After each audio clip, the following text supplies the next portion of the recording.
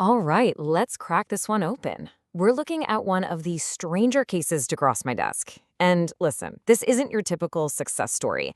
Not in the way you'd think. This one's, well, it's something else. It goes a lot deeper, it's darker, and ultimately way more transformative. Okay, here it is, case file 400-alpha. The subject is codenamed the inverted protocol, and the status is very much open. Our job here is to follow the subject's path from start to finish. And just maybe we can finally put this one to bed. So let's get into it. So where does our investigation kick off? Well, like a lot of these strange cases, it starts in a city. But this isn't just any city. The files describe it as a city of pure illusion, a place where everyone, and I mean everyone, walks around wearing these glass masks. They're designed to only reflect back what other people want to see, and all the while they're praying to this far-off, silent judge. Now, this is where things get really interesting, because our subject, he doesn't follow the script. You've got the standard path, right?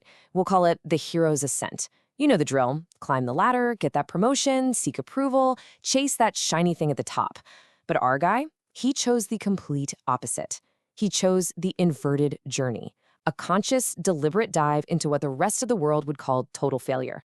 So you gotta ask, who in their right mind takes a path like that? Well, the files are pretty specific on this. This journey is for the ones who just can't stand the polite scripts anymore, the ones who are tired of the ceremonial certainty that society pushes on you. Our subject, he's got what's described as a surplus of honesty. And that, well, that's something the system, this whole marketplace of shared lies, just can't handle. Every story has a tipping point, right? A catalyst. And for our subject, it wasn't some grand call to adventure or a quest for glory. No, it was something else.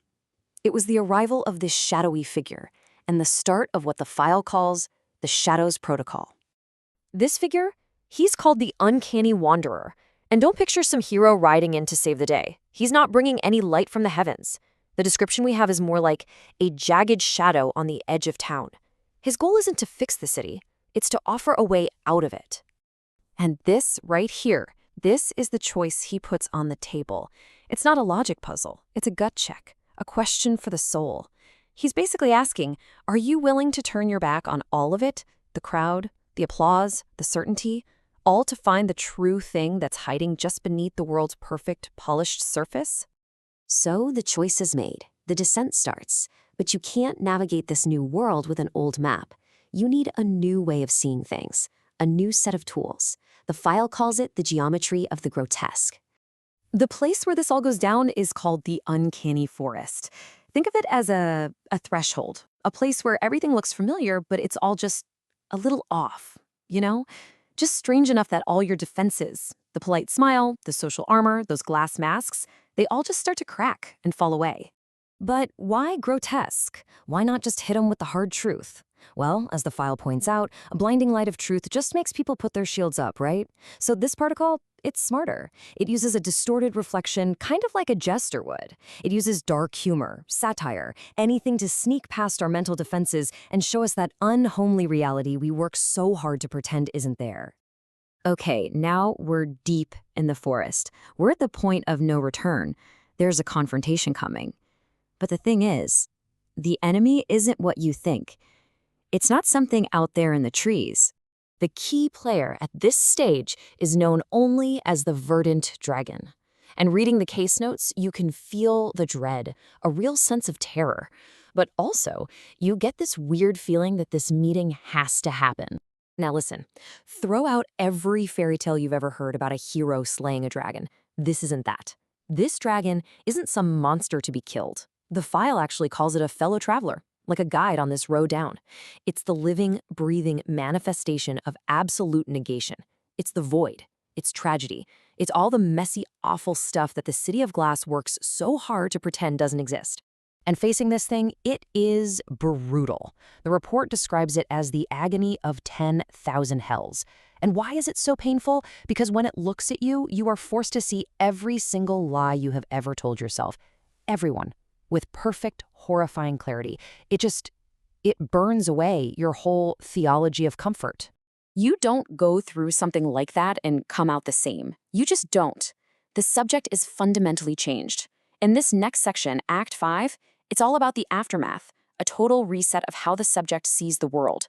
So, what's the big takeaway from The Wanderer and the Dragon? It's simple, but it hits hard. Look down, not up. This is a complete rejection of looking for answers in celestial ghosts, or, praying to an empty sky. It's about finding what's real right here, right now, in the dirt under your feet. The knowledge you get from this ordeal has a name: ignoble knowledge.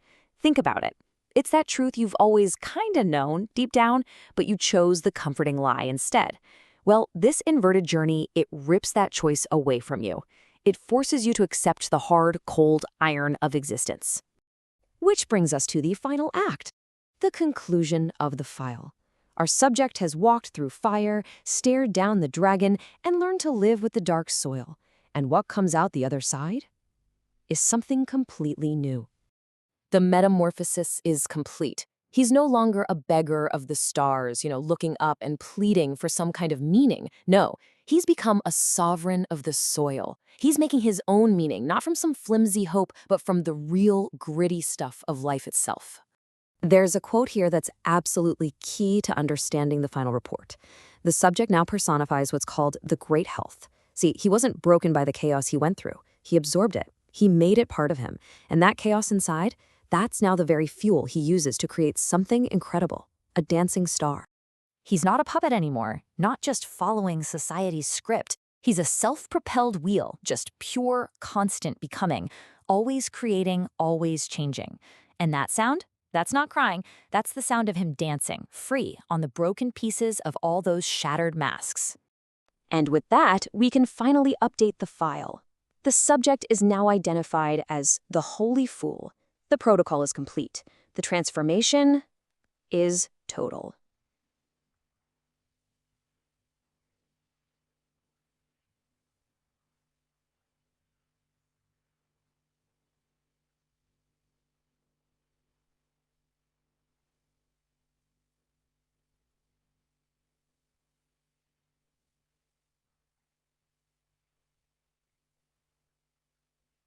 Case file 400-alpha is officially closed.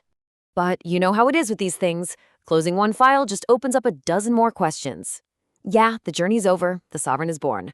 But what happens next? What happens when this self-propelled wheel, this dancing star, goes back to the City of Glass? What does a world like that do with someone who refuses to wear a mask? Now that's something to chew on.